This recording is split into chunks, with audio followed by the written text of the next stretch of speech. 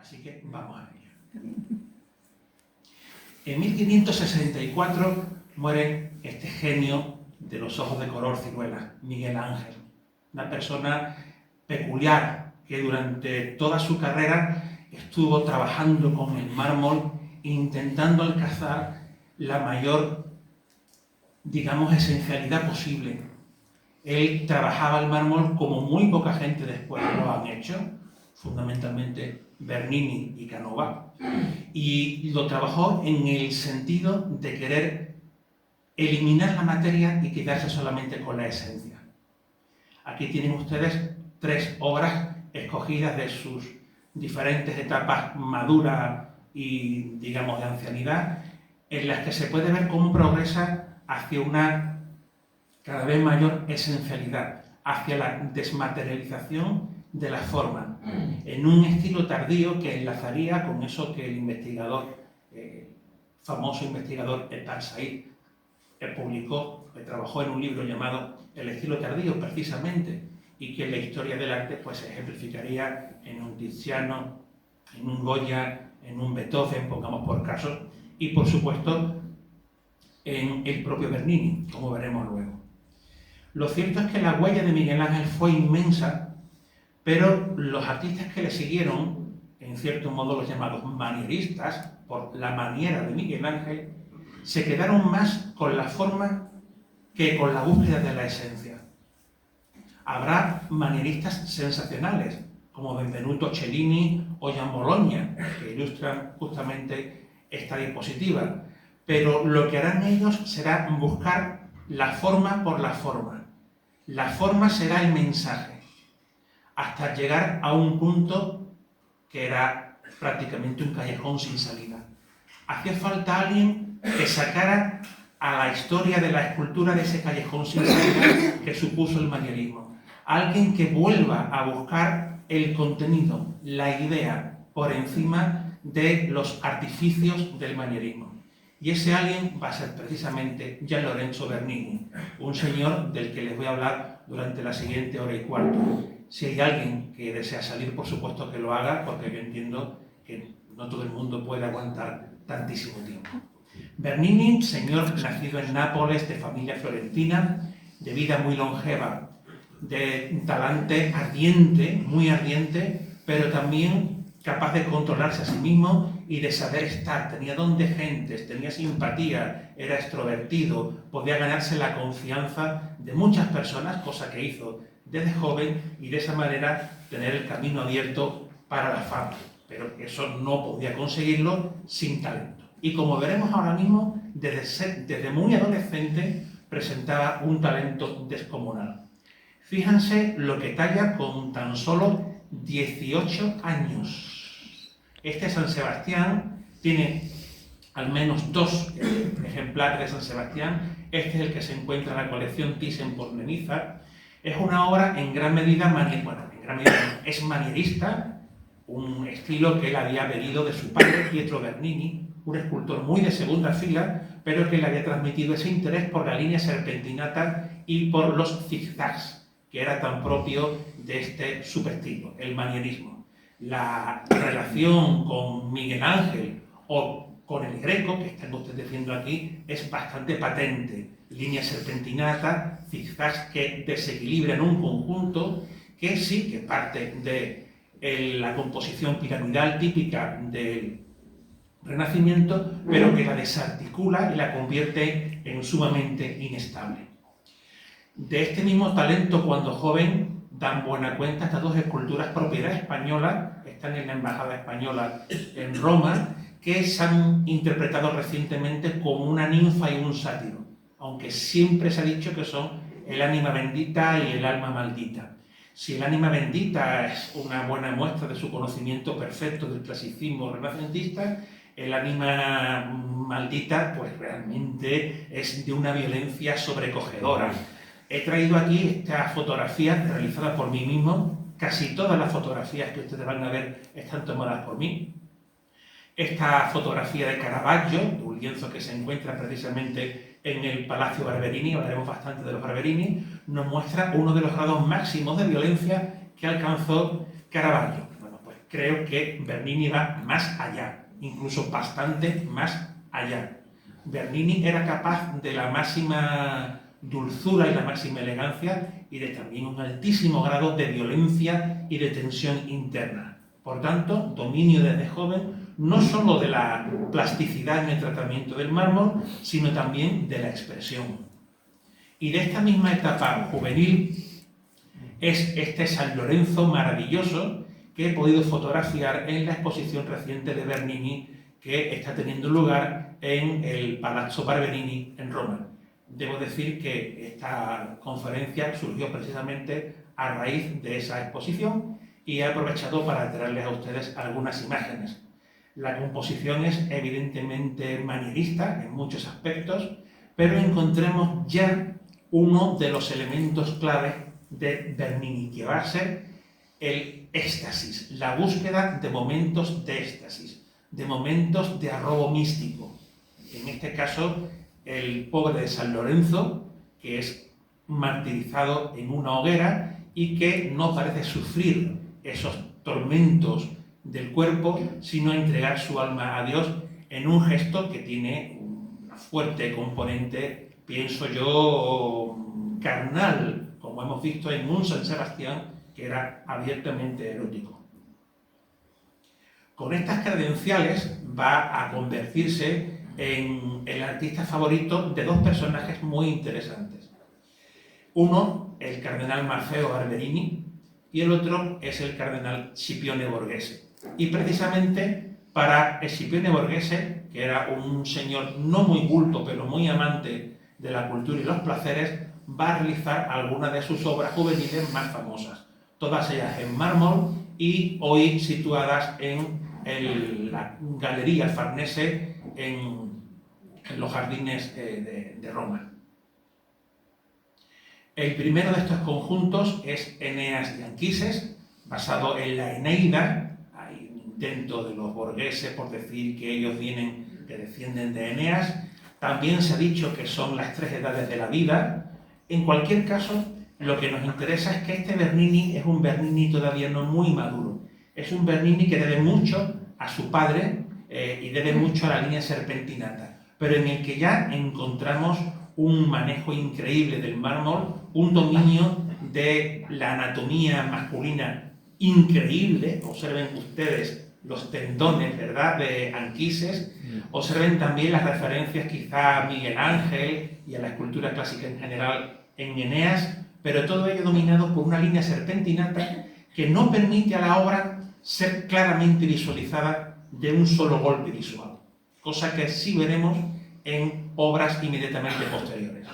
De estas mismas fechas es este busto de Pablo V, uno de los dos bustos dedicados a Pablo V. Se creía desaparecido y ha aparecido hace 10 años, en 2015. Ahora se encuentra en Los Ángeles, pero afortunadamente lo he podido fotografiar en Roma. Observen el tratamiento increíble del tejido, pero sobre todo la expresión, con esas pupilas talladas tan particulares de Bernini y cómo con unos pequeños gestos logra dotar de intensa vida a la figura del retratado. Llegamos así a su primera obra famosa, Plutón y Proserpina, basada en las metamorfosis de Ovidio. No voy a insistir en el tema, es el rapto de Proserpina por parte de Plutón, dios de los infiernos, junto con el Cancerbero, perro de las tres cabezas. En esta obra, aunque todavía hay bastante de la línea serpentinata, podemos ver que la clave se encuentra en los contrastes. El barroco es un arte de contrastes y Bernini es un artista de contrastes. Contrastes entre la musculatura del dios y la blandura de la pobre joven, de la morbidez de esa carne, entre el deseo lúbrico de Plutón y la inocencia de Proserpina, el movimiento hacia adelante de Plutón y el movimiento hacia atrás de Proserpina, bastante curioso, y por supuesto la tensión muscular inmensa que le otorga una vida muy particular a este grupo escultórico, del cual este detalle ha sido 1000 veces reproducido, seguramente el más reproducido detalle de toda la historia del arte. qué morbidez la de ese muslo de la pobre Proserpina en un material increíblemente duro como es el mármol. También, siendo muy joven, 24 años tenía, hizo esta fuente, Neptuno y Tritón, se encuentra en el Museo Victoria and Albert de Londres. Lo hizo para una finca de recreo donde hoy se encuentra Stazione Termini. Era un estanque, creo que ovalado, que tenía arriba este conjunto, un conjunto que ha sido relacionado con la tradición de fuentes de Florencia y en el que podemos comprobar cómo la cabeza de Neptuno se parece bastante a la del Plutón que acabamos de ver. Por lo demás, diagonales barrocas que veremos que van a ser una constante en la obra de Bernini. El David no lo hizo para Scipione Borghese, pero terminó en sus manos. Es un autorretrato que recoge la tradición de los Davids de tiempos renacentistas. Miguel Ángel, Donatello primero, después Miguel Ángel y quien se me olvida, Verrocchio, se me olvida por medio Andrea Verrocchio. Seguramente Bernini conoció esas obras, lo que pasa es que frente al equilibrio renacentista él presenta una obra extremadamente tensa, en la cual no está terminada por detrás, por cierto, porque se hizo para ser pegada a una pared, en la cual, como digo, las diagonales se entrecruzan creando una composición abierta y dinámica en el que el movimiento en potencia que estaba en el David de Miguel Ángel se convierte en un movimiento en acto. Observen cómo trabaja el cabello de una manera intensa y muy modelada para generar claroscuros y cómo todo el rostro se tensa para ejercer la mayor fuerza posible con la piedra. Realmente es genial la manera en la que trabaja el mármol. Y la pintura, porque esto es un lienzo suyo de la misma época, pero representa a David con la cabeza de Goliat ya en la mano. Bernini tiene también una tradición interesante de pintura, aunque nunca se consideró pintor, pero sobre todo en sus primeros años realizó bastantes pinturas, la inmensa mayoría de las cuales están ilocalizadas hoy. Esta sí está localizada, está fechada, está estudiada y nos da buena muestra de cómo recoge bien las tradiciones pictóricas de su momento. Hay que decir que Bernini, como escultor, se inspiró sobre todo en pinturas, teniendo en cuenta que la pintura en el barroco aparece antes que la escultura y mucho antes que la arquitectura. El grupo de Apolo y Dafne no necesita demasiado comentario. De nuevo Ovidio, de nuevo las metamorfosis. De nuevo un conjunto de contrastes entre lascivia e inocencia, entre velocidad y frenazo, porque Dafne está conociendo la transformación en laurel. También entre el rostro apolíneo, nunca mejor dicho, de Apolo y la tensión dramática dionisíaca de Dafne. Y por supuesto, entre luces y sombras, perfectamente trabajadas en el mármol para generar el mayor claroscuro posible. Pero eso sí, como se ha dicho antes, ¿verdad?, la tradición clásica está ahí. A la izquierda he puesto el celebérrimo Apolo Belvedere, una obra que hoy no entusiasma demasiado, pero que en su momento volvía loco a alguna gente, por ejemplo a Winkelmann, y a la derecha el Bernini. Es evidentísimo que Bernini está copiando el Apolo Belvedere. Pero lo que no está copiado es esto. Rostros de Apolo había, los había también en la pintura de Aníbal Carracci, que es una de sus grandes influencias, pero para esto no había ningún precedente. Bernini aquí está innovando, eso sí con ayuda, parece que las hojitas del laurel las trabajó con un ayudante, pero él mismo reconoció cuando viejo que hay que ver qué vergüenza, que hice yo esto cuando joven y que poco he avanzado como escultor. Fíjense el tratamiento de las texturas, otro de los elementos característicos de este autor. En España, efectivamente, la escultura es en madera policromada y la policromía otorga un realismo que no tiene el mármol de ninguna de las maneras, y es blanco.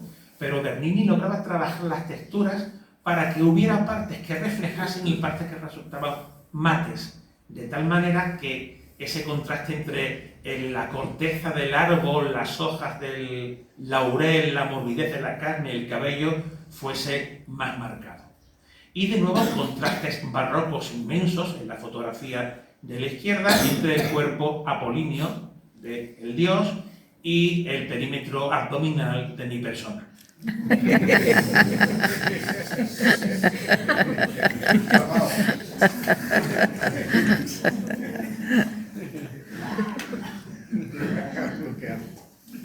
Esta fotografía la pongo para verificar que es verdad lo que dijo Biscover. Biscover fue uno de los grandes estudiosos de Bernini y él insistía en acabar con una falsa tradición, la creencia, una falsa creencia, de que las esculturas de Bernini están hechas para ser vistas desde todas partes. No. Las esculturas de Bernini, al menos estas, quizás las de primera época no, pero estas ya de una segunda juventud, tienen un punto de vista privilegiado, justo en el que estoy en esa fotografía. Si damos la vuelta, veremos muchos más detalles, nos recrearemos en la obra, pero no están pensadas para ser vistas desde todos los ángulos, sino desde uno privilegiado, porque Bernini jugaba con el efecto de profundidad, igual que pueden hacer los pintores con los escorzos pictóricos. Bernini jugaba con los escorzos de las esculturas que salen de su propio espacio. Año 1623. Uno de sus grandes admiradores, Maffeo Barberini, se convierte en Urbano VIII, aquí en un retrato pintado por el propio Bernini. Y aquí llega la famosísima frase, que siempre se repite. Cuando estuve el otro día en la Galería Borghese, había un señor explicando, diciendo esta misma frase. Dijo el Papa: es vuestra gran fortuna, oh caballero. Fíjense que le llama caballero. Ver Papa al cardenal Maffeo Barberini, pero es mucho mejor la nuestra que el caballero Bernini viva durante nuestro pontificado. Es decir, va a haber una utilización por parte del Papa del arte de Bernini para glorificar su pontificado. Y eso va a dar lugar a una serie de grandes obras para el papado que realmente permiten al genio desplegar todo su potencial.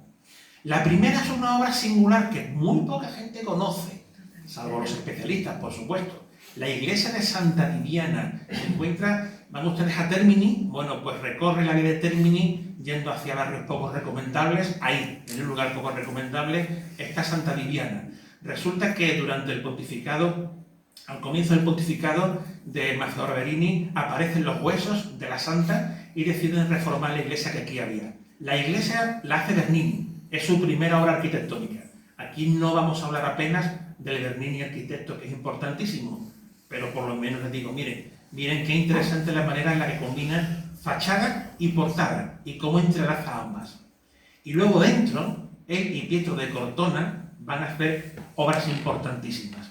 Ahí tienen ustedes las columnas reutilizadas, en el fondo un nicho diseñado por el propio Gian Lorenzo y la estatua de Santa Viviana, que aparece con esas hojas debajo que al parecer crecen alrededor de la iglesia y que curaban no sé qué enfermedad. Fíjense que el modelo de Santa Viviana, dicen los especialistas, que está en esta pintura de Rubens, que ya estaba en la Chiesa Nuova, que se llama, o la iglesia de Santa María in Vallicella, en el centro de Roma. Es un Rubens espléndido, pero he puesto las dos fotografías al lado para que vean cómo Bernini, aun partiendo de la iconografía de una santa más o menos clásica con la palma del martirio, pues va a transformar esta santa Domitila en una Santa Viviana llena de agitación espiritual. Realmente es mucho más barroco Bernini, o por lo menos mucho más agitado. Observen el éxtasis de la santa, a la que Bernini capta en un momento muy concreto, que es el momento de entregar su alma a Dios. Lo hemos visto en las obras anteriores. Bernini siempre captura un momento y sintetiza en un segundo todo lo que está pasando. En el rapto de Proserpina y sobre todo en el Apolidafne estaba muy claro. En el Apolidafne, Apolo persigue a Dafne, Dafne pide ayuda a su padre, el dios río Peneo, para que la libre de la lascivia del dios. Se empieza a transformar, Apolo que se sorprende. Ese resumen en un instante es el mismo que hace aquí. La santa en este momento está siendo martirizada y entrega su alma a Dios con un rostro realmente arrebatado. Y no quiero dejar de presentarles los frescos que el grandísimo Pietro de Cortona, pintor y arquitecto, pinta sobre Santa Viviana justo a la izquierda, arriba, en la nave. Se ha dicho que este en concreto, el que está en el centro, Santa Viviana renunciando a los ídolos, presenta figuras también apolíneas en su representación idealizada, pero con una gestualidad y unos escorzos muy típicos de Bernini. Aquí Bernini y Cortona se están retroalimentando. Y habría que añadir que, según Bitcover, estos frescos en concreto son el comienzo de los frescos narrativos del alto barroco italiano. Dicho de otra manera, en esta pequeña iglesia de Santa Viviana, Bernini y Pietro de Cortona están haciendo algo nuevo, que es poner el barroco al servicio de la iglesia. Sí, vale, ya antes en pintura había aparecido Caravaggio, estaba Carracci, pero creo que estos dos señores dan un paso más. La teatralidad inmensa de estos dos artistas, al margen del realismo sucio caravallesco, va a convertirse, con sus altibajos, en un lenguaje oficial de la Iglesia Católica. Y así es como la escultura barroca llega a la escultura religiosa romana. Hasta ahora hemos visto que casi todos los Bernini eran Bernini profanos. Ahora son Bernini religiosos y van a influir intensamente en otros artistas, aunque ninguno llega a la categoría de Bernini. Solamente hay dos, el flamenco de Quesnoy y Alessandro Algardi, que en esta capilla que hemos visto aquí, una capilla en San Silvestre al Quirinal, subiendo a la colina del Quirinal, subiendo al palacio donde trabaja Meloni, pues tenemos estas dos fabulosas esculturas que demuestran dos cosas. Una, que Algardi conocía bien la escultura clásica porque había sido restaurador de esculturas clásicas. Y segundo, que la influencia de Bernini no llega al arrebato y a la personalidad de Bernini, pero la influencia es clara, ese tratamiento de los plegados muy claroscuristas, esa agitación espiritual, parten de Jan Lorenzo. Esta comparativa no la propongo yo, la propone Rudolf Bitcover. Observen, a la izquierda la Santa María Magdalena de Algardi, en medio la Santa Viviana de Bernini, a la derecha la Santa Susana de Quesnoy. La foto de la derecha no es mía, estaba cerrada la iglesia, pero creo que sirve la fotografía para establecer comparaciones. Observen, Quesnoy es mucho más clásico. Es una escultura barroca, por supuesto, pero es más clásico, mucho más apolíneo. Esos plegados son de estatuaria clásica, griega y romana. Además, fíjense cómo se transparentan los senos, las piernas de la santa. En Bernini no. Bernini no permite ver el cuerpo de la santa. Agita los plegados de una manera poco realista y, desde luego, tiene muy poco en cuenta la ley de la gravedad, vaya. De que no así que lo hace, Bernini no lo hace, Bernini agita porque lo que quieren es representar un movimiento físico sin un movimiento espiritual. Algardi se encontraría a medio camino entre ambos. Poco conocida es esta otra obra que también hace para el nuevo Papa, la tumba de la condesa Matilde de Canosa, una señora de la Edad Media que había defendido el poder temporal de los papas.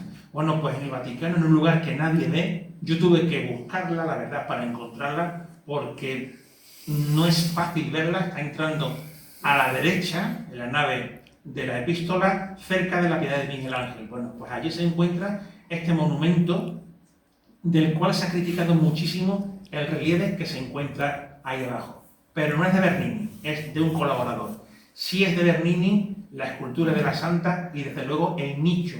Un nicho que, según Bitcover, enlaza con el claroscurismo, incluso con el tenebrismo caravallista. Esa búsqueda de un gran nicho del que la figura sobresale claramente, una figura de bulto redondo, no es un relieve, generando fuertes contrastes entre luces y sombras, es otra genialidad de Bernini. Eso sí, un Bernini que parece atemperado. Se ha dicho que el Bernini de los años 30 es un Bernini clasicista, quizá por las corrientes que circulaban por aquella época en Roma, quizá por la temática que es más religiosa y Bernini no se atrevía a dar rienda suelta a su pasión. Sea por un motivo u otro, digamos que estamos en una fase clasicista de nuestro autor. Una fase en la que su gran realización va a ser el baldaquino de San Pedro, del que me permitirán ustedes no hablar, porque si no, nos vamos a llevar aquí demasiado tiempo. Y ya creo que llevamos, vamos a ver, 38 minutos, y no es plan de que les cuente a ustedes ahora toda la historia del baldaquino, que realizó con numerosos colaboradores para colocar en el lugar donde tenía que haber estado la famosa no tumba del Papa Julio II, que no terminó Miguel Ángel porque Julio II le encargó, como saben ustedes, que pintara el techo de la Capilla Sixtina. Pero sí que les voy a hablar de la escultura que Bernini hace para los 4 machones de las esquinas, la escultura de San Longinos. El Papa le había pedido que colocara, que horadara los machones de Miguel Ángel, de la cúpula de Miguel Ángel, para colocar unas reliquias. Eran la cabeza de San Andrés, un trozo de la Santa Cruz, que era lo otro, el paño de la Verónica y un trozo de la lanza de Longinos. Bueno, pues precisamente coloca arriba las reliquias junto con columnas salomónicas de las auténticas, es decir, de las que estaban en la Basílica Paleocristiana, y debajo 4 nichos con los 4 santos correspondientes a estas reliquias. Él se reserva la de San Longinos, no sin los recelos de algún compañero que le dijo: te has quedado en la esquina que tiene mejor iluminación. Bueno, en cualquier caso, San Longinos es un personaje imaginario. El episodio de la lanzada se representa o se cuenta solamente en el Evangelio de Juan, y probablemente es un episodio inventado. Y por supuesto, nunca dice el evangelista que se convierta y que tenga un éxtasis místico, ni menos aún que se llame Longinos. Son todas historias posteriores. Pero Bernini pues representa a un soldado romano que se está convirtiendo en ese momento, porque los otros evangelios sí dicen que hay un soldado que dice: hombre, que este que ha muerto era alguien justo, era el Hijo de Dios.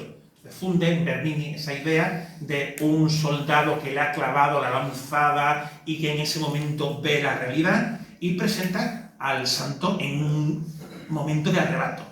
Es siempre lo que vemos en Bernini, ese segundo en el que se pasa de una cosa a la otra, movimiento físico y movimiento espiritual, que él resuelve con enormes diagonales barrocas, como ven ustedes, a partir de un nudo en la parte, pues bajo el brazo. Aquí tenemos un nudo y ven 3 grandes diagonales que crean una composición muy dinámica, abierta, para que el espectador mire hacia los lados y saque la vista del centro de la composición. Es un recurso muy barroco. Además, este San Longino mira directamente al remate del baldaquino que estaba haciendo Bernini. Es interesante compararlo con Diques-Noir. De Diques-Noir la hablará a ustedes dentro de un mes la doctora Esperanza de los Ríos en su conferencia sobre José de Arce, ya que José de Arce, que es un flamenco que viene a trabajar a Jerez, va a beber de Bernini y de Diques-Noir. De momento me limito a decirles que es un escultor muy interesante, pero que no llega a la altura de genialidad extrema de Bernini. Y de hecho se ha dicho: comparen ustedes y vean las virtudes y defectos. Diques-Noir parte de ideas parecidas a las de Bernini, que se encuentra a la izquierda, pero el San Andrés de Diques-Noir pues tiene unos plegados menos elaborados, tiene unas diagonales que han sido calificadas de menos conseguidas. Bueno, escojan ustedes el que más les guste.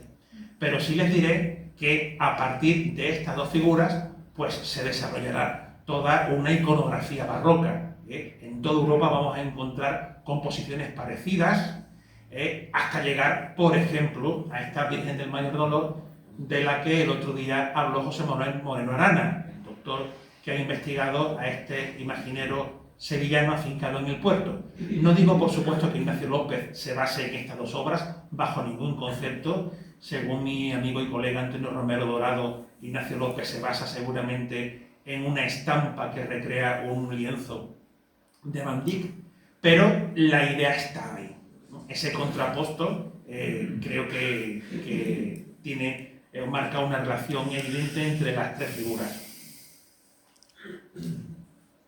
Y llegamos aquí a una pausa. Costanza Bonarelli, la esposa de un colaborador.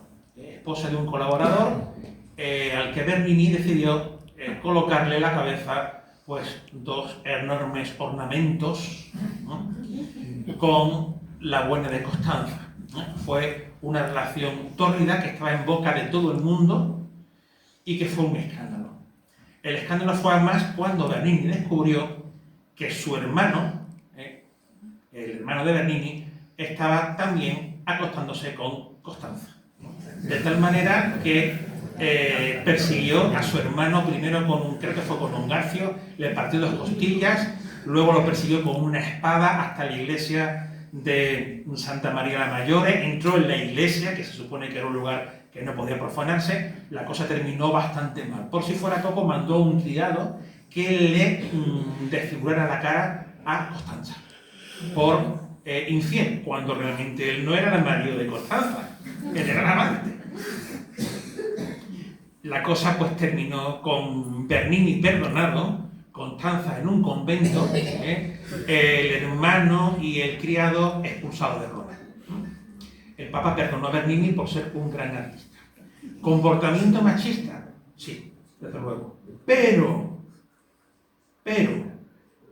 creo que esta obra marca un punto de inflexión muy interesante en la visión de la mujer en la historia del arte.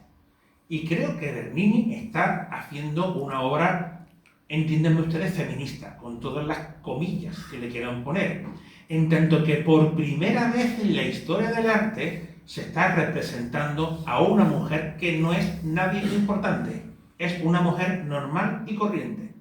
Eso no había ocurrido nunca. Y además se la representa sin el decoro propio de una mujer. Quiero decir, sin el decoro de una representación femenina. Se le representa con la blusa abierta, con el pelo arremolinado y con una expresión de un erotismo patente. Ella era jovencita, él era ya un cuarentón. ¿Qué hizo este gusto para, digamos, poseerla anímicamente? Pues no lo sé, miren ustedes. Pero por muy machista que fuera el comportamiento de Bernini, da un paso adelante en la reivindicación de las representaciones de la mujer. Una mujer normal y corriente, no una condesa, no una donante, puede ser también objeto de representación. Y un objeto de representación en mármol, que esta es la importancia. Vale, tú puedes pintar a lo mejor a una Venus desnuda, pero una mujer corriente en mármol, que es el material noble por excelencia, con la misma categoría que un papa, eso es algo absolutamente inédito. Bernini está dando ahí un paso bastante importante. Antes de dejar a Costanza, diremos que ella en el futuro se convertirá en una importante marchante de arte.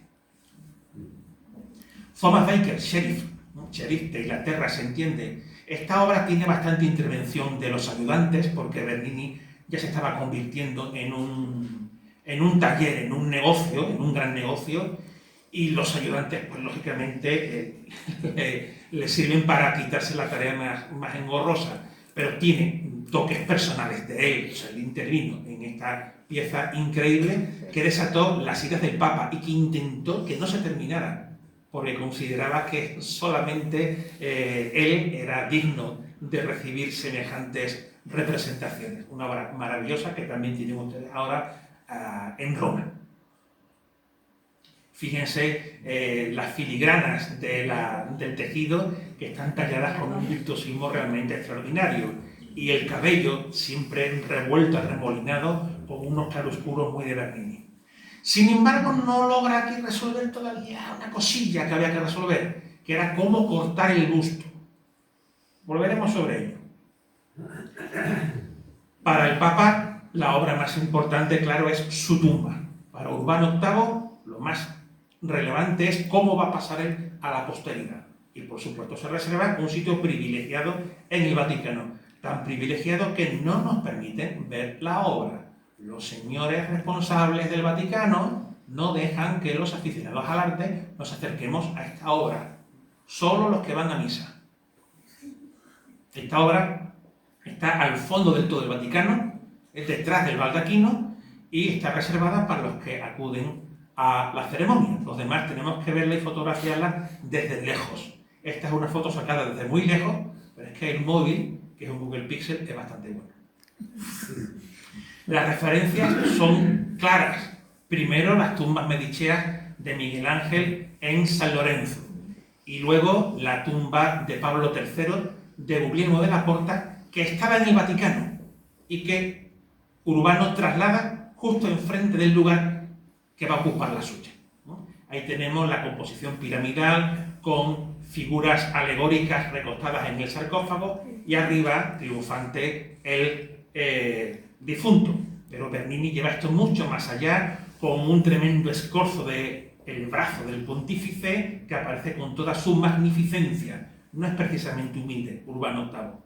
Lo más interesante de esta obra es el contraste de colores. Utiliza tres materiales: el bronce, a veces en negro, a veces dorado, el mármol negro para el sarcófago y el mármol blanco de Carrara para las dos virtudes, porque el Papa lógicamente tiene que aparecer con las dos virtudes que él pretendía demostrar que son sus cualidades, a saber, la caridad, en la que se ha visto un retrato de Costanza Buonarroti a la izquierda, y la justicia a la derecha. No sabemos si era muy caritativo o muy justiciero, pero esa fue la idea que él quiso dejar para el futuro. Y por supuesto, el esqueleto teatral tremendo, esta foto no es mía, es de internet, que escribe el nombre de Urbano VIII en el libro de la eternidad, glorificando al Papa, pero al mismo tiempo recordándonos que las glorias son efímeras. No exactamente al mismo tiempo, un poquito después de iniciarse esta tumba, ya se convierte en referente. Y Alessandro Algardi, cuando comienza a hacer la tumba de León XI en el mismo Vaticano, toma esa idea para hacer esta propia suya.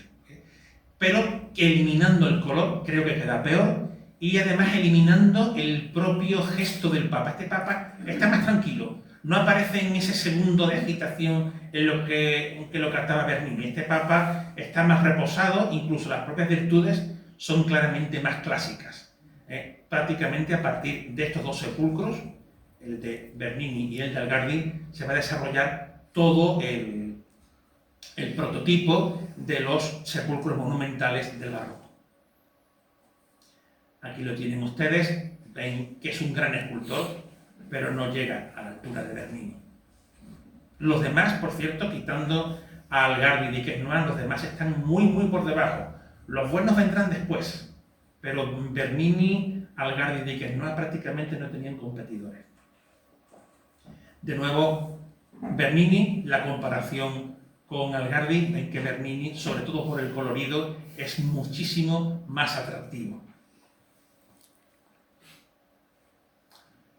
Por esta misma fecha, Bernini trabaja en el Palazzo Barberini. Claro, el Papa quería hacer un gran palacio para su familia y lo hace en pleno centro de Roma. Tiene hoy una colección de arte absolutamente increíble, un techo de Pietro de Cortona en restauración también increíble, y la exposición de Bernini, que no sé si dura hasta septiembre u octubre. Si van ustedes, saquen la entrada con semana de antelación, porque hay bofetadas. Bueno, pues justamente ahí hace esta escalera cuadrada. Ya digo que no voy a hablar apenas de su faceta arquitectónica. Y al lado hace la fuente del Tritón. Esta fuente ya no es una fuente al estilo florentino. Ya esta es una fuente nueva, romana. Esta fuente es el comienzo de una línea que va a culminar en la Fontana de Trevi, de Nicola Salvi, ya en el siglo XVIII. Es una fuente hecha para conmemorar el arreglo que el Papa había hecho de un acueducto romano, y se monumentaliza con una enorme escultura del Tritón que vierte agua con potencia. Es algo nuevo. Esta monumentalidad de la fuente es renovadora en la historia de la escultura y la historia de las fuentes, que es una historia bastante interesante, por cierto. Fíjense ahí, la tierra papal, por supuesto, las llaves de San Pedro y las abejas, que son emblema de los Barberini. Hay que dejar bien claro quién paga esto. Hay que dejar bien claro quién manda en Roma. Piensen ustedes que en esta época no llega a Papa el que sabe más de teología ni el que presenta mejores cualidades como cristiano, llega a Papa el que mejor soborna a los obispos y cardenales durante el cónclave, así de claro. Y las familias romanas rivalizaban a ver quién llevaba uno de los suyos al solio pontificio. Ahí tienen ustedes. Yo le digo a mis alumnos que igual que hoy vemos un triángulo verde así caído es el Corte Inglés, si en esta época ven las abejas del Barberini o ven las ramas de laurel, son los Barberini, ¿no? Bien, 1644. Ay, Giovanni Battista Pamphili se convierte en Inocencio X, aquí retratado por Velázquez, como saben todos ustedes. Mala cosa para Bernini, porque resulta que los Pamphili eran pro-españoles, hay mucho de política internacional aquí, dos cardenales de la familia del anterior Papa pues tienen que irse a una política pro-española y relega a Bernini, porque Bernini está vinculado a los Barberini.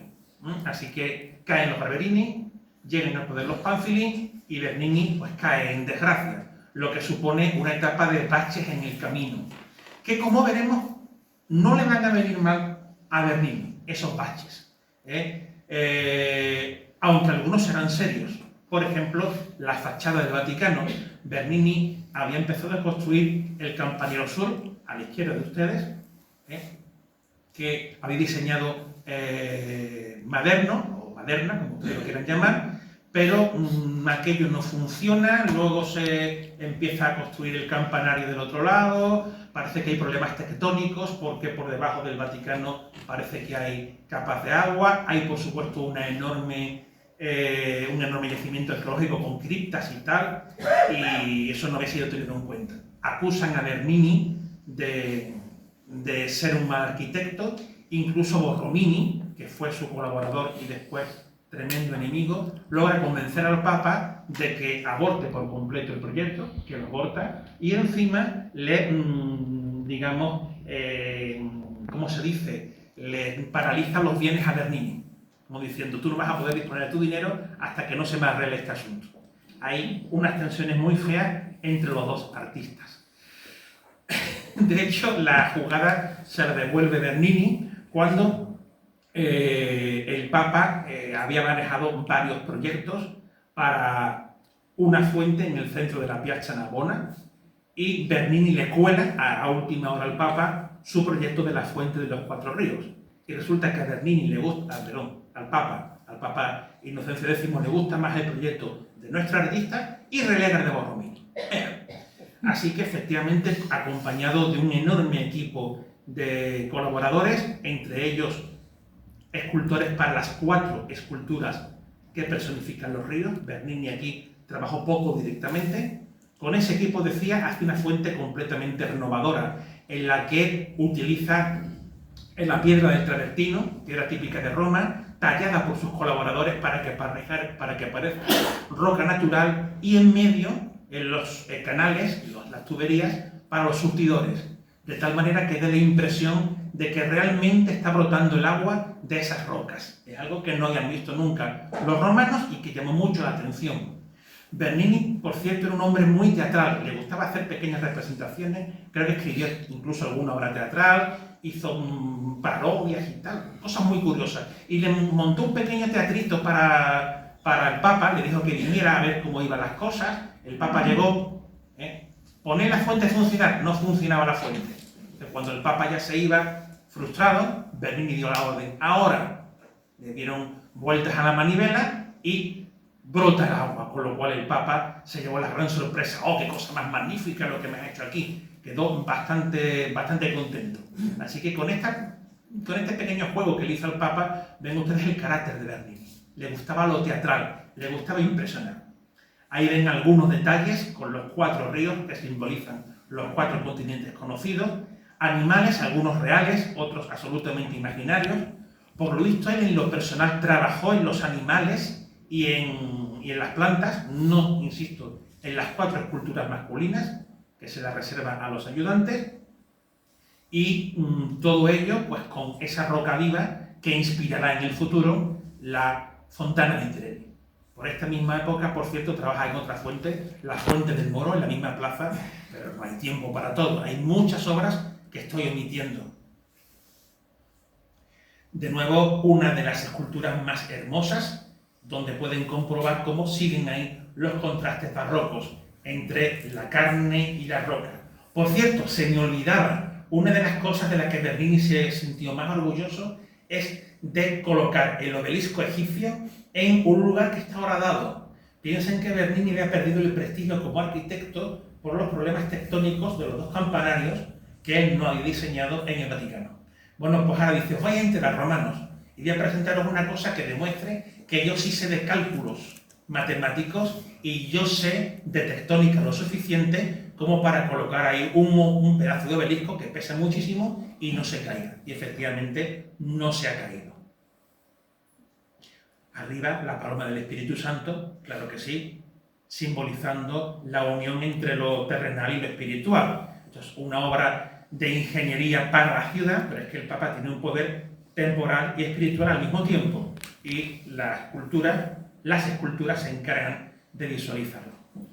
Por esta misma época recibe otros encargos, como el Papa no le encarga mucho, tiene que atender otras cosas y realiza este precioso memorial a Sor María Raggi.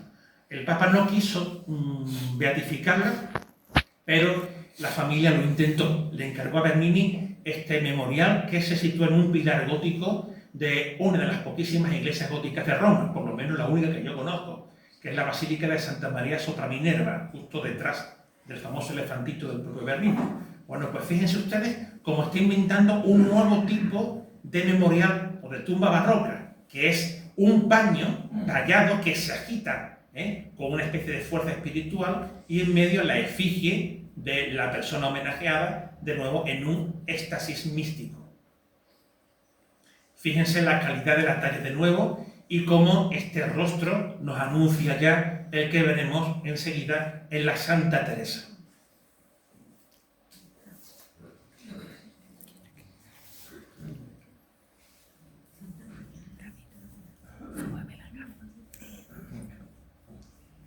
El cardenal Cornaro, veneciano, le encargó a Bernini que habilitara la capilla que él había comprado a la comunidad de religiosos para enterramiento de su familia, la familia de los Cornaro.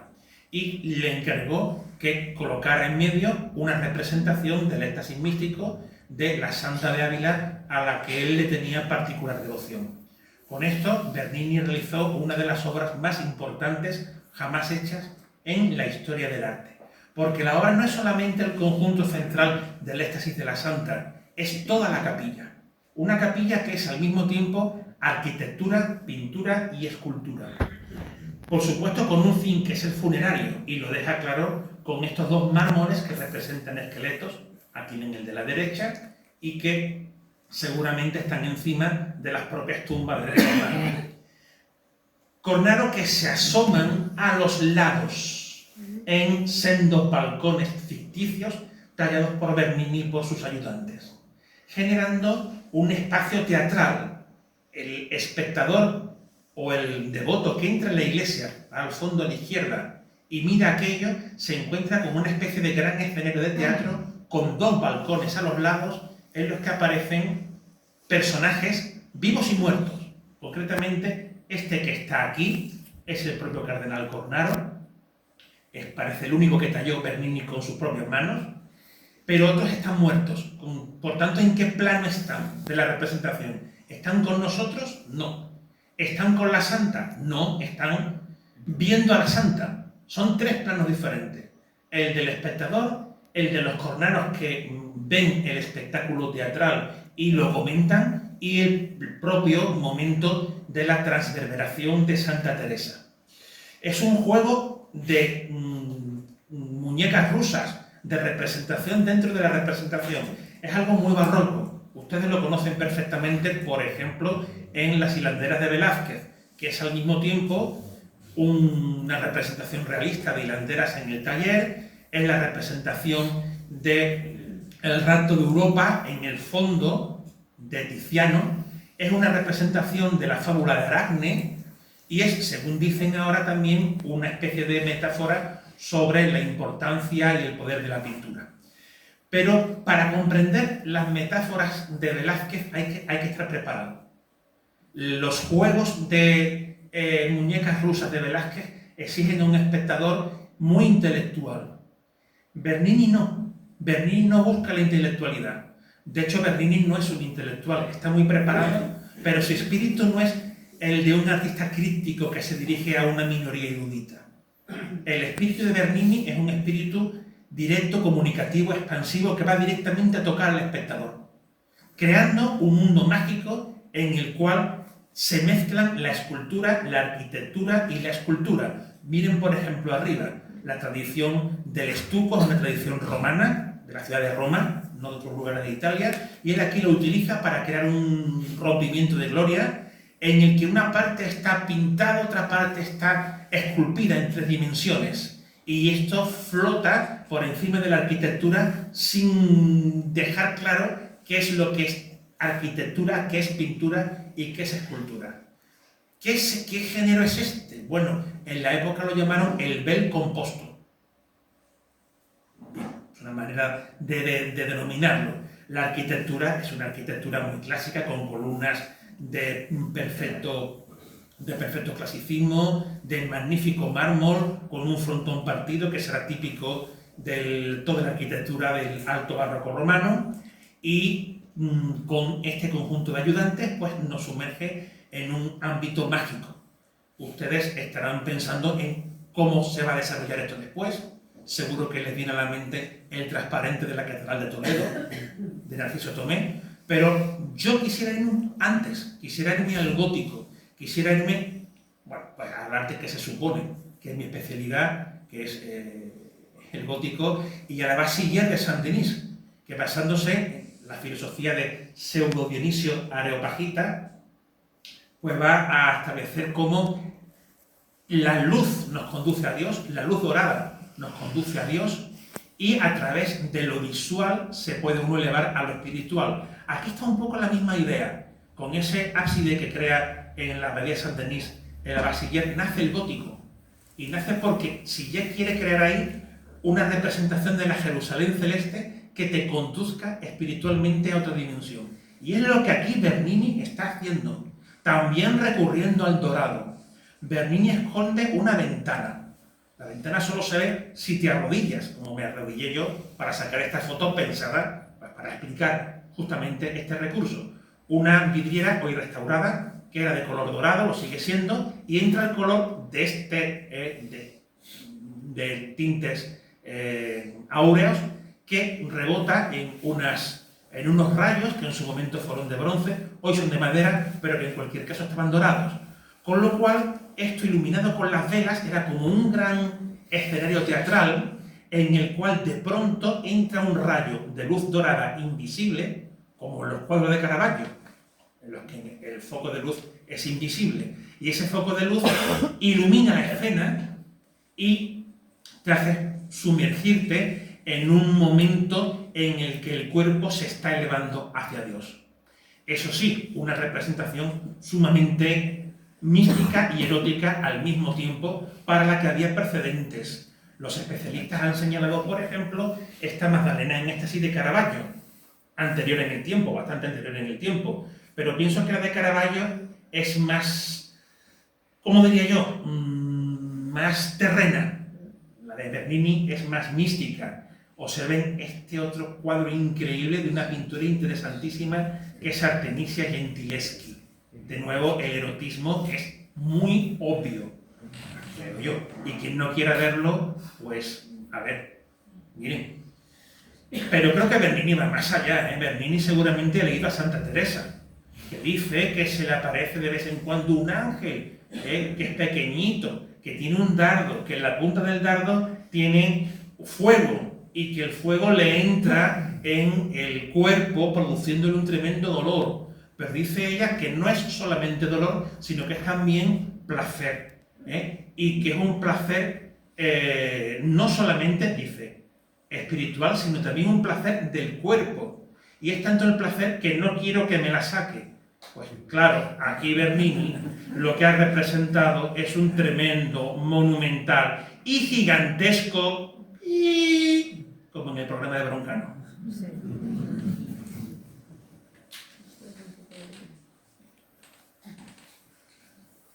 Como les digo, Bernini ya no trabaja solamente para los papas, tiene que trabajar para más gente. Bueno, para el papa, porque este papa lo tiene enfilado. Así que trabaja para Francisco I de este y le hace este busto absolutamente revolucionario en la historia del arte. Porque resuelve el problema de cómo cortar el busto. ¿Cómo lo corta? Pues agitando los plegados de la vestimenta y haciendo que se borre de una manera muy evidente el corte, la separación entre la escultura y el vacío. Realmente es uno de sus mejorcísimos retratos que yo, por desgracia, no he tenido la ocasión de ver nunca. He estado en Módena, pero no visité la Galería Estense, pero se la he traído aquí para que ustedes la contemplen en toda su hermosura. Hago un paréntesis. Las fotografías que no son mías, la mayoría llevan la identificación de quién las realizó, porque es lo legal. Y como las mías, pues las entrego gratuitamente a quien quiera. Si alguien desea tener esta presentación, no tiene más que apuntar mi dirección de correo electrónico que he puesto en la última fotografía. La apuntan ustedes, me escriben y me dicen: Fernando, por favor, mándame la presentación y yo se la mando a ustedes, bien en PowerPoint, bien en PDF. Otro más, los Chigi. 1655. Fabio Chigi se convierte en nuevo papa, Alejandro VII, y cambian las cosas. Para él va a hacer este obelisco de la Plaza de la Minerva, frente a la Basílica Gótica que vimos antes, para colocar uno de los numerosos obeliscos que hay en Roma. El proyecto original no era para aquí, para la Minerva, pero al final un discípulo, un ayudante, pues materializa ese proyecto original y lo coloca aquí. El otro día, hace 2 meses o mes y medio, le rompieron uno de los colmillos. Apareció al rato el colmillo en un rincón. Creo que seguramente un turista se había agarrado al colmillo para hacerse el selfie para alguna tontería, pero afortunadamente la policía cogió el colmillo y se lo han vuelto a pegar. Esta foto es de ahora y ya está pegado ahí el colmillito. Y aquí tienen ustedes en fotografía mala, lo siento, hay muchos reflejos, del proyecto original. Este no es de Bernini, este sí, este es de Bernini. Este es el primer proyecto de lo que los romanos llaman hoy de manera cariñosa el elefantino. Por esta misma época hace sus grandes obras arquitectónicas, que como digo, no me voy a extender, porque no tenemos tiempo, y ustedes ya están cansados. Entre esas obras, San Andrés del Quirinal, para los jesuitas, con esa famosa fachada en la que juega con la curva y la contracurva. Y este interior suntuosísimo, inalcanzable, por Borromini, que en la misma calle se había lucido con San Carlino de las Cuatro Fuentes, pero con materiales mucho más pobres. Bernini trabaja para los jesuitas, que son los que tienen más dinero, y lo hace con materiales increíbles. Ya les digo, no voy a centrarme en arquitectura, pero sí fíjense por lo menos en esa doble representación de San Andrés. Abajo un lienzo, en su martirio, y arriba una escultura que diseña Bernini con San Andrés, de nuevo en un momento de transición, justamente el ascenso a los cielos. A esta misma etapa pertenecen 2 esculturas para la capilla Chigi, para la familia del Papa, Habacuc y el ángel y Daniel el león. Son 2 momentos de la Biblia. Habacuc es llamado por el ángel para ir a rescatar a Daniel. Por desgracia, el Daniel no se ve porque está entrando a la izquierda y en la capilla no dejan entrar. Entonces, bueno, que sepan ustedes que entrando a la izquierda está esta otra escultura de Daniel.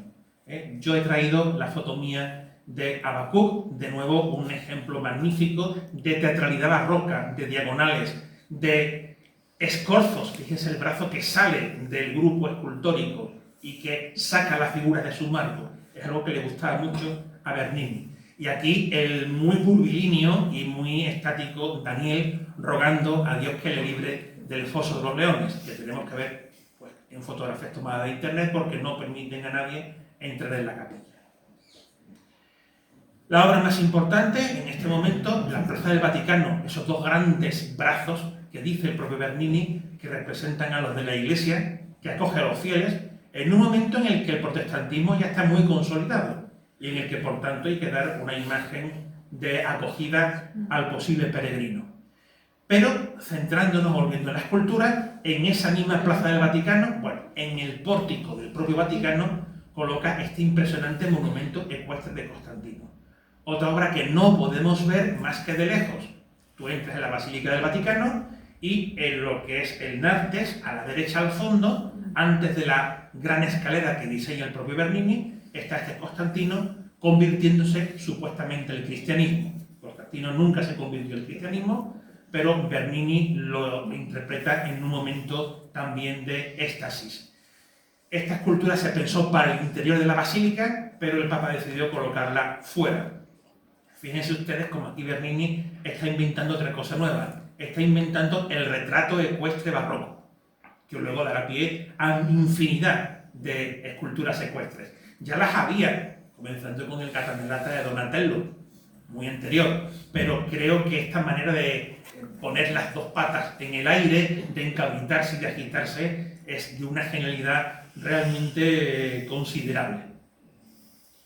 Y llegamos ya casi al final, la Cátedra de San Pedro, muy posterior al baldaquino que vemos en primer término. Esta catedral se la encarga el Papa Chigi para colocar la supuesta silla en la que San Pedro se había sentado. Una silla que es ahora forrada y en la cual, alrededor de la cual, con estuco, bronce, coloca una serie de elementos como rayos solares, figuras angélicas, nubes y 4 grandes padres de la Iglesia, 2 delante de la Iglesia occidental, 2 detrás de la Iglesia oriental, todos ellos ennobleciendo el lugar donde supuestamente San Pedro se había sentado. Fíjense ustedes en este detalle increíble de angelitos de estuco alrededor de un óculo que, como el de la Santa Teresa, es dorado. De nuevo, el juego con el color dorado para transportarte a otra dimensión espiritual. Les recomiendo a ustedes que si van al Vaticano lo hagan a primerísima hora de la mañana. 1, porque hay menos gente. 2, porque el sol da por el este. La foto está sacada a primera hora de la mañana. Justamente creo que eran las 9 de la mañana o una cosa así. No vayan ustedes al Vaticano después de las 9 porque las colas son insoportables. Vayan antes de las 9. Y si pueden, recréanse, aunque sea desde lejos, como dice aquí, en este increíble conjunto diseñado por Bernini a mayor gloria del papado y yo creo que de la suya propia, porque Bernini era un hombre muy seguro de sí mismo. Los años finales no son felices. Mientras hace la cátedra de San Pedro, el Papa le encarga ir a París. Había que realizar, digamos, un acto diplomático con Luis XIV, con el que ha habido serios problemas, y le manda a su mejor artista a ver si le convence su proyecto para el Palacio del Louvre, lo que hoy es el Museo del Louvre. Le hizo 3 palacios, 3 diseños del palacio, y no le gustó ninguno de ellos al augusto monarca. También le hizo una estatua ecuestre, un proyecto de estatua ecuestre que no le gustó. Vamos a pasar un tupido velo sobre la estatua ecuestre de Luis XIV, pero sí que voy a poner este busto del Rey Sol, que se encuentra hoy en Versalles, y en el que de nuevo retoma la idea de el busto de Francisco I de este, la de colocar una tela muy agitada, un paño muy agitado, para hacer más natural la transición entre la escultura y el pedestal. La magnificencia del monarca está toda ella ahí, pero lo cierto es que no hubo sintonía. Y de hecho a Bernini no le gustó Francia, no le interesó en particular el arte francés, y de hecho pues estuvo 6 meses y se volvió. Fue cuajado de honores, pero no fue una experiencia globalmente grata. Y ya en el tramo final de su carrera, realiza, a petición del Papa, estos ángeles pasionarios o pasionistas, que no sé cómo se dice, para el puente de Sant'Angelo, todos ellos, menos 2, realizados por discípulos, colaboradores, bajo diseños de Bernini. Bernini hacía los bocetos y luego los colaboradores los plasman en piedra. Son figuras espléndidas, pero observen ustedes claramente cómo las dos quelas de su mano son mejores. Se encuentran hoy en San Andrea del Efratre. El Papa se las quedó para él y no sé por qué motivo al final terminó en esta iglesia, en pleno centro de Roma, en la que no mucha gente va a verlo. Son imágenes increíbles en las que el dinamismo barroco, la tensión, los claroscuros están ahí, pero es otro barroco, no quiero decir la palabra, pero como Vicover lo dijo, lo voy a decir yo, expresionismo. Expresionismo. Es el Bernini tardío, el Bernini de la crispación, el Bernini de la máxima espiritualidad, el Bernini de las figuras alargadas a la manera del gótico. Aquí Bernini está haciendo otra cosa, no es él. Aquí ya no aparecen las grandes diagonales, aquí aparecen más bien horizontales y verticales, han dicho los especialistas. Son dos esculturas magníficas en las que demuestra que aunque sí cayó un tanto o bastante su actividad manual de tallar, cuando él se encargaba directamente de la obra era capaz de las mayores maravillas. Maravillas como este busto de Gabriel Fonseca, el último que realiza, en una capillita en San Lorenzo de Lucina. No permiten entrar, no hay luz. Esta es la única fotografía que pude sacar prácticamente sin luz. Lo que pasa es que hoy el Photoshop nos permite arreglar un poquito las cosas. Miren ustedes, este era el médico del Papa y lo representa empuñando el rosario, fíjense ustedes, y la otra mano se le lleva al pecho y sale la cabeza, sale ese cuello largo, sale en un auténtico arrobo místico. Se ha dicho que el Bernini más místico es el último y es cierto, ¿no? Absolutamente. Paréntesis, esto no tiene nada que ver con esta charla, pero es que no quería dejar de traerles este cuadro maravilloso que se encuentra en la misma iglesia y que al fin y al cabo pertenece a la misma época, algo anterior, y al mismo contexto del barroco romano. Es la crucifixión de Guido Reni, uno de los grandísimos pintores del momento. ¿Qué diferencia con Bernini? ¿Verdad que sí? Está recién restaurado, así que no he querido dejar de traerles esta foto. Y ya, pues vamos acabando. Para los franciscanos de San Francesco a Ripa realizan otro éxtasis místico, el de la beata Ludovica Albertoni. Se dice que lo hizo gratis, porque el hermano de Bernini había tenido problemas con el Papa. El hermano es el de la Costanza Bonarelli, ese mismo. Pues resulta que había violado a un muchacho o no en la puerta del Vaticano. Y había tenido que huir de Roma. Curioso esto. Lo que pasa es que se ve que Bernini había perdonado a su hermano porque parece que esta obra la hizo gratis para que el Papa le perdonase. Por lo menos es la leyenda que circula. Lo hiciera gratis o no, la idea es la misma que Santa Teresa, crear un gran escenario teatral con la luz al fondo a la izquierda desde un foco invisible, para que se proyecte de manera diagonal, de arriba a la izquierda, abajo a la derecha, generando pues, una diagonal muy barroca, muy también de Caravaggio, con un éxtasis de nuevo, pues en el que se juntan las propias facciones de la beata con un trabajo intensísimo del mármol, con fortísimos claroscuros y esas líneas horizontales que ya les digo que según los especialistas son características del Bernini muy tardío. Lástima que uno no se pueda acercar más, pero es también cierto que Bernini pensó esto para ser visto con una cierta distancia, para que esos claroscuros quedaran especialmente marcados. Casi nadie conoce esta obra, una de las ultimísimas, el Sagrario de la Basílica del Vaticano, entre otras cosas porque solamente puedes entrar para rendir culto al Santísimo, aunque luego dentro todo el mundo estaba sacando fotos. Y digo, bueno, pues también yo.